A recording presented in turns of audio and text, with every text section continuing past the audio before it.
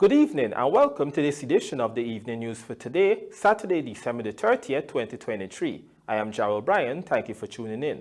In the headlines, 2023 sugar production increases by 28% while government spending on sector drops, Agri Minister.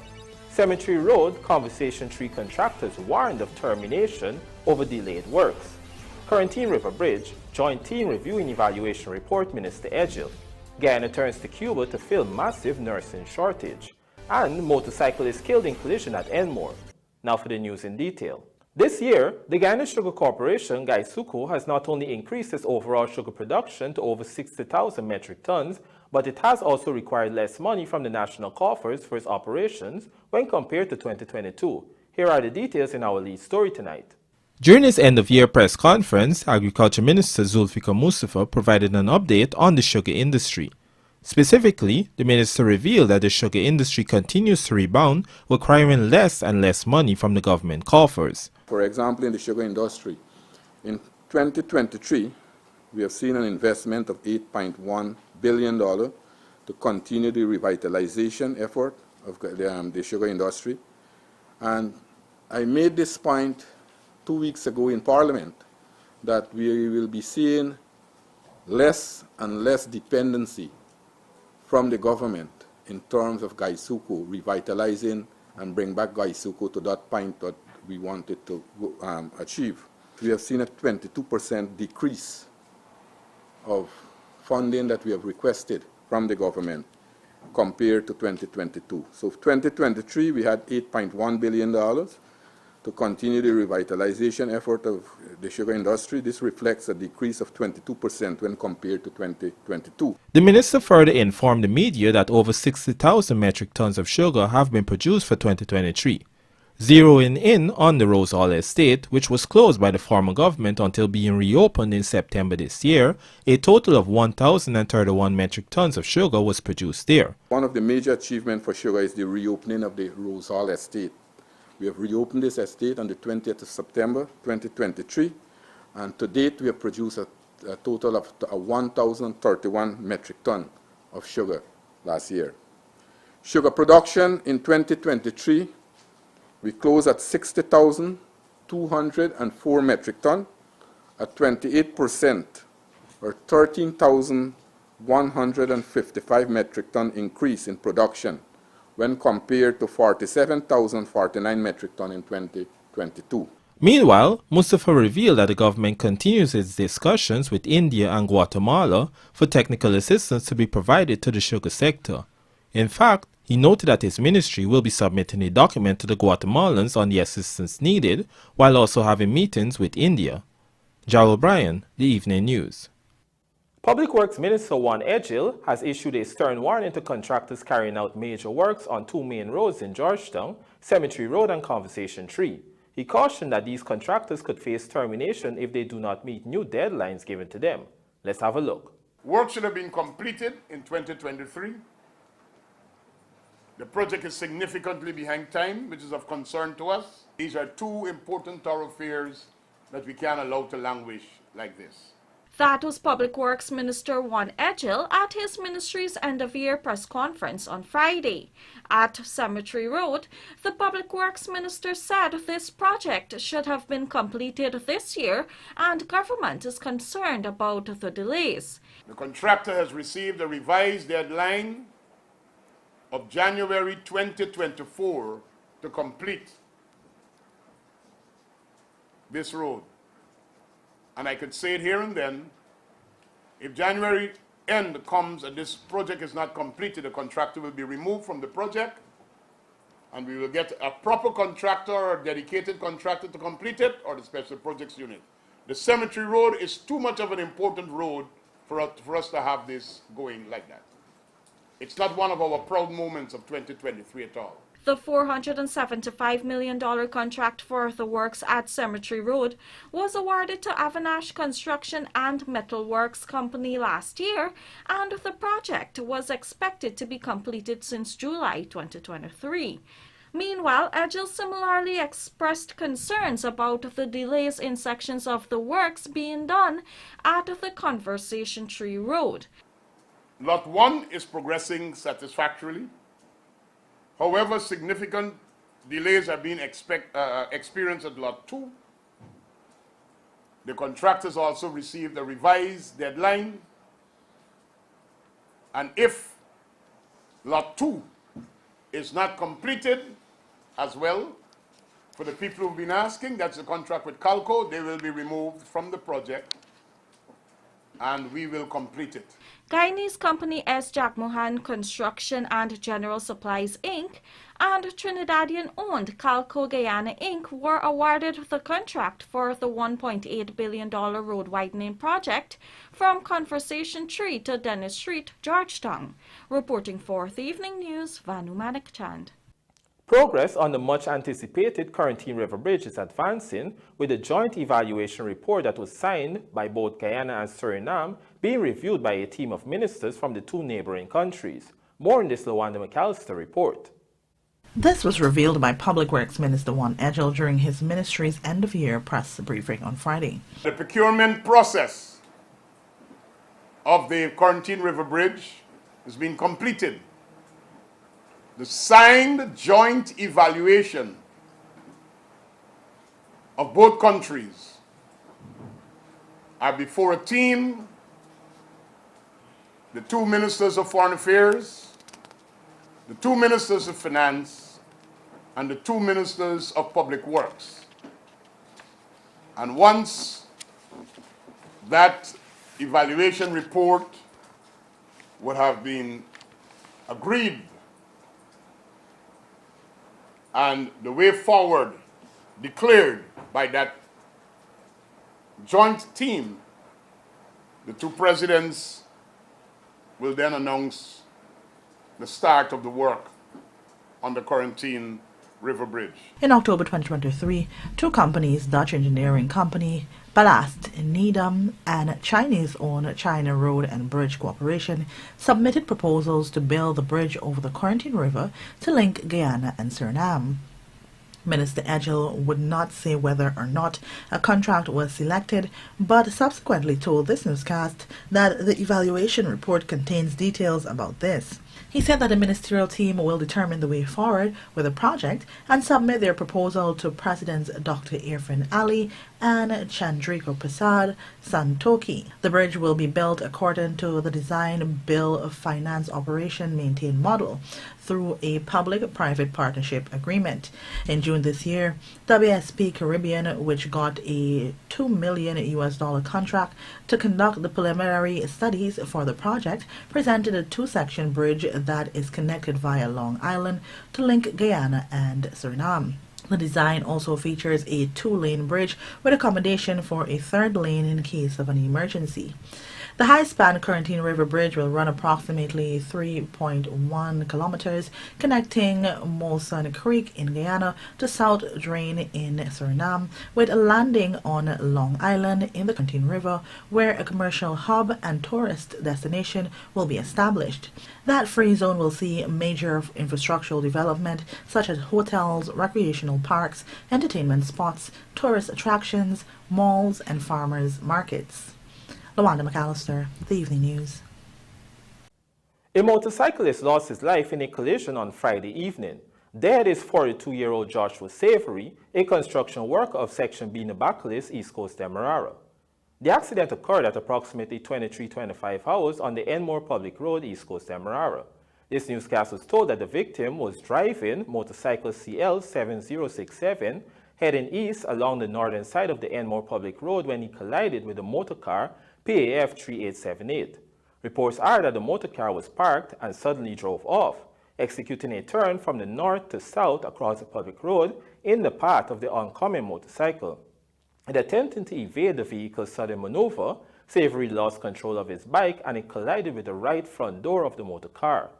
As a result of the collision, the motorcyclist was thrown onto the road where he sustained injuries to his forehead and various parts of his body.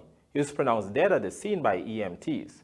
His body is currently at the Memorial Gardens Funeral Home awaiting a post-mortem. Meanwhile, the driver of the motorcar, a minor from Devonshire Castle, Essequibo Coast, has been taken into police custody to assist with the ongoing investigations. Coming up on the other side of the break, Guyana turns to Cuba to fill massive nursing shortage. Please stay tuned.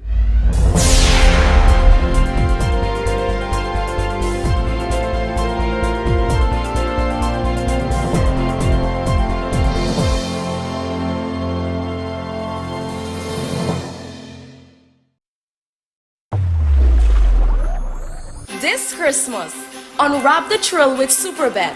Spin into the season with our festive bets, where every wager sparkles with holiday jets. Visit a retailer near you or log on to www.superbet.gy. Season greetings from the management and staff of Superbet. Play responsibly, must be 18 years and older. Looking to bring your dream home to reality? Or simply taking on a home improvement project? Then National Hardware Limited is where you should start. Let us put that touch to your home.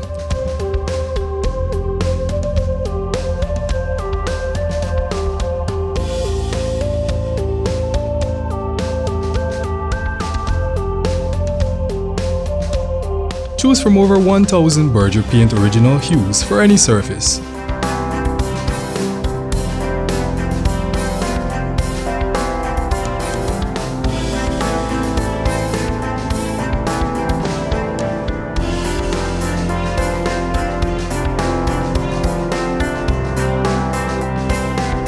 We are known for our trusted brands such as Westinghouse, Philips, Sadco, Rubbermaid, Pyrex, Gibson Home, and so much more. National Hardware Limited, your do-it-best store. Located in downtown Georgetown and industrial site Rhymeville.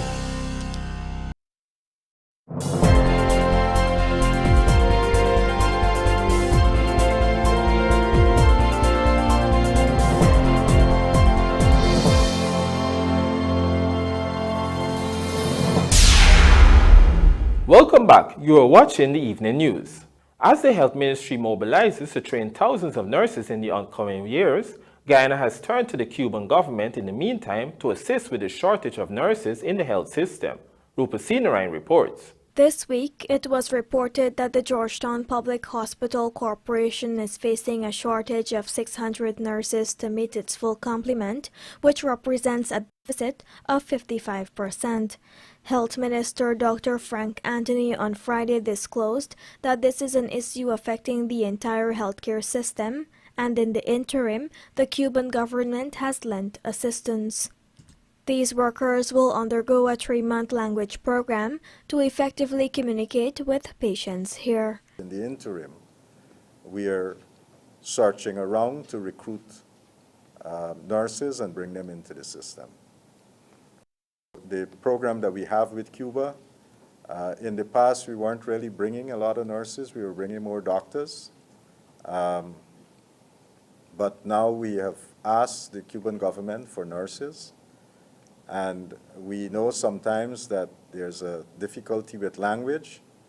So we have a language program that we've put in place where persons who are Spanish speakers, you have a 3-month crash course in how to speak English. While some of these healthcare workers have already arrived during the course of 2023, at least 200 more are expected next year.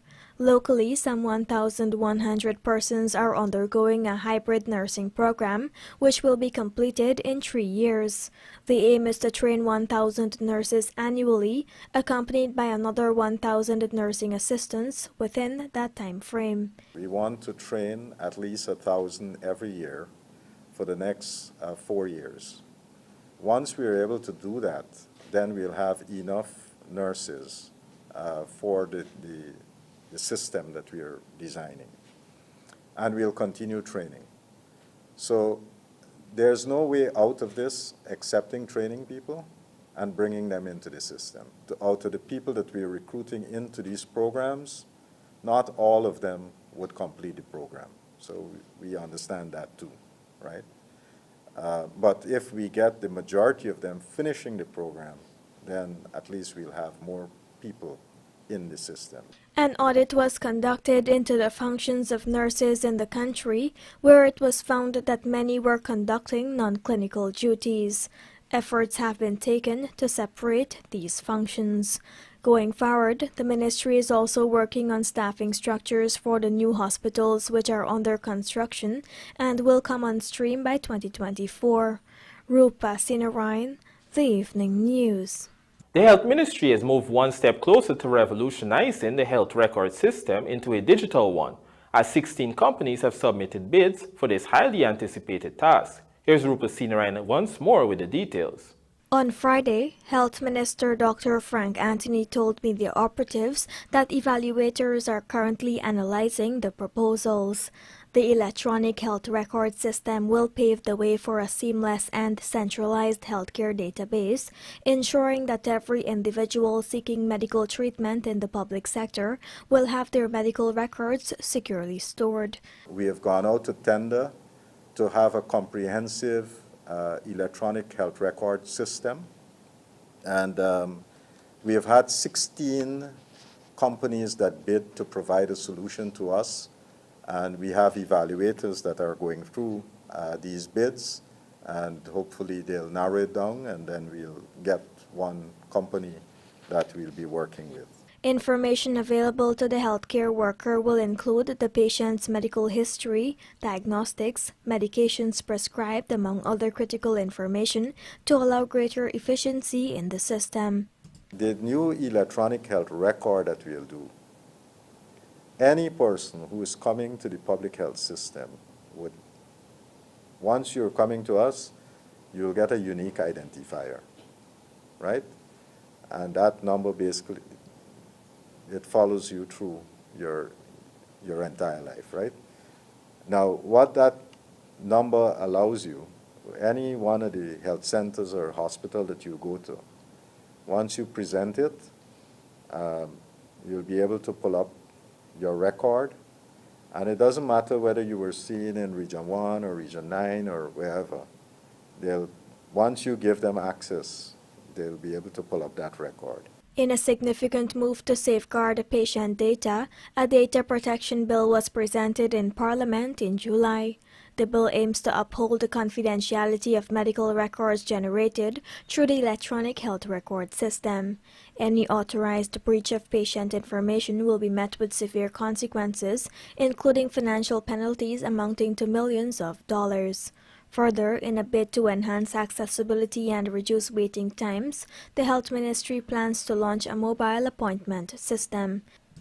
Patients will be able to schedule appointments with doctors and healthcare facilities using their smartphones, eliminating the need for physical visits or long queues at hospitals.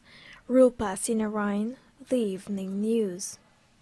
Georgetown Public Hospital GPHC Head of Surgery Dr. David Samaru recently disclosed that the hospital was able to successfully execute some 12,495 surgeries during the year. This represents a 10% increase in surgeries when compared to the corresponding period in 2022. Trishelle Sobers joins us with more.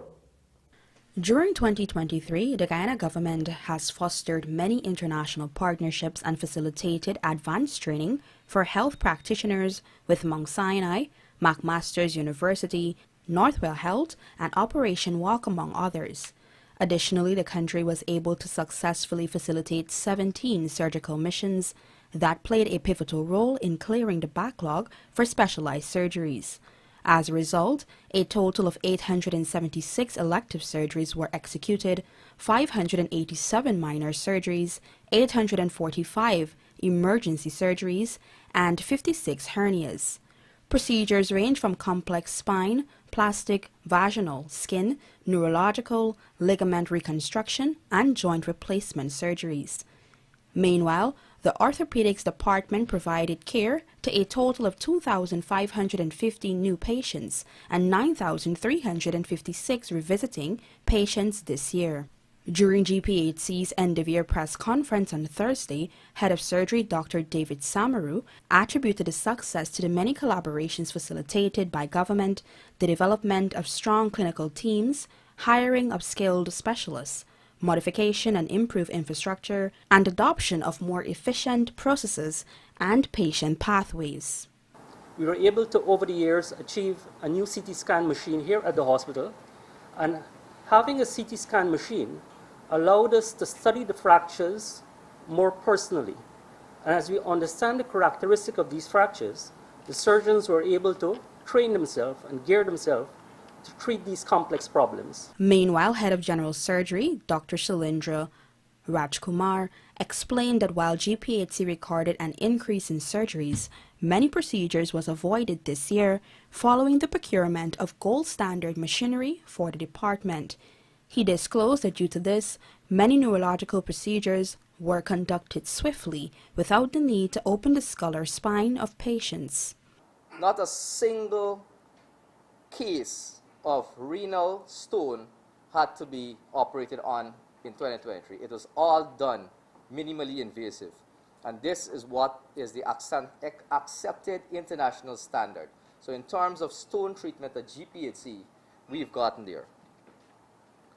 ENT, ear, nose, and throat.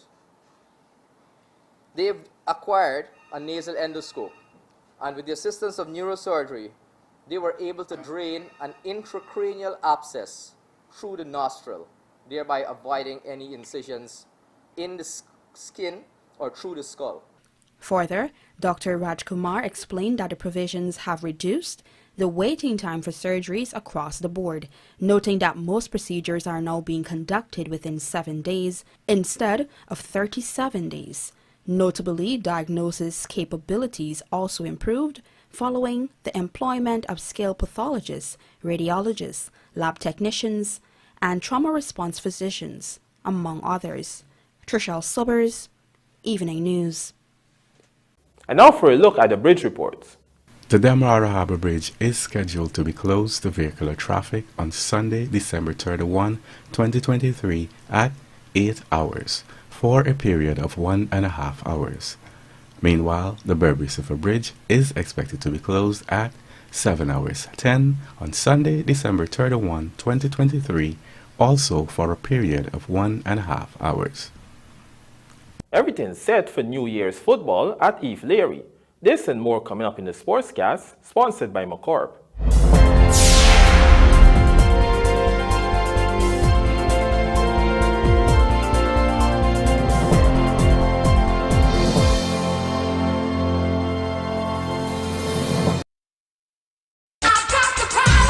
As the festive season approaches, we at Sylvie's believe in the spirit of giving, and what better way to celebrate than with a Christmas promotion. Shop $20,000 and over for a chance to win one of 3 fabulous prizes: 1 smart 58-inch TV, 1 Frigidaire refrigerator, and a Yamaha 150 scooter. Drawings will be held on January 2nd, 2024. Offer valid for in-store and online purchases. Terms and conditions apply.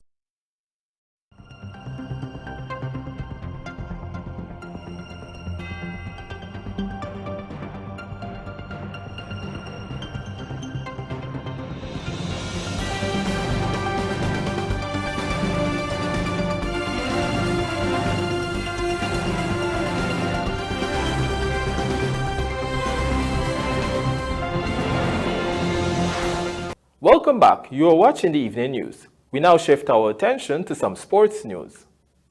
The highly anticipated conclusion of the KFC Elite League Cup, set for Police Sports Club ground, Eve Leary, on January the 1st, will offer football fans their New Year's Day football staple. The anticipated final of the tournament, featuring the top 2 teams from this year's Elite League, was postponed due to the tragic deaths of 5 Guyana Defence Force GDF servicemen earlier this month. Now, according to the Guyana Football Federation, competitions director Troy Peters, all systems are in place for Monday's final and third place playoff. Here's what he had to say.